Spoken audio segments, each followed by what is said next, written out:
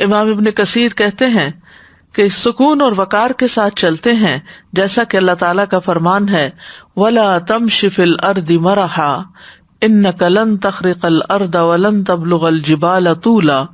لقمان حکیم نے اپنے بیٹے کو نصیحت کی تھی، اور زمین میں اکڑ کر نہ چل، بے شک نہ تو کبھی زمین کو پھاڑے گا اور نہ کبھی لمبائی میں پہاڑوں تک پہنچے گا۔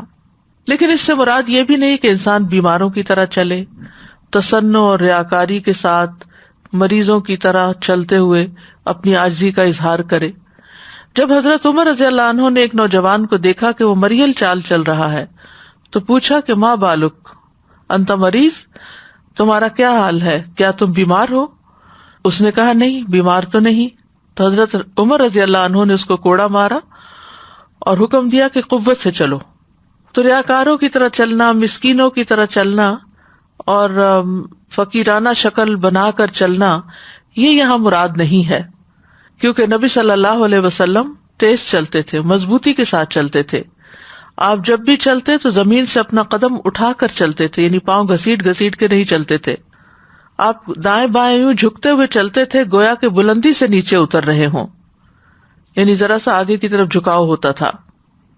تو یہ لوگ جو رحمان کے خاص بندے ہیں، ان کے اندر اکڑ، فخر، تکبر، غرور نہیں ہوتا، بلکہ نرمی، سکینت اور تواضع ہوتا ہے۔ نہ یہ پاؤں پٹخ کر چلتے ہیں، نہ شور مچا کر، اور نہ ہی پاؤں مار مار کے۔ زہری کہتے ہیں کہ تیز چلنے سے چہرے کی رونق ختم ہو جاتی ہے۔ ابن عطیہ کہتے ہیں کہ ان کی مراد بہت زیادہ تیز چلنا ہے، کیونکہ بہت زیادہ تیز چلنا وقار میں خلل پیدا کر دیتا ہے اور درمیانہ روی اختیار کرنے میں ہی بہتری ہے۔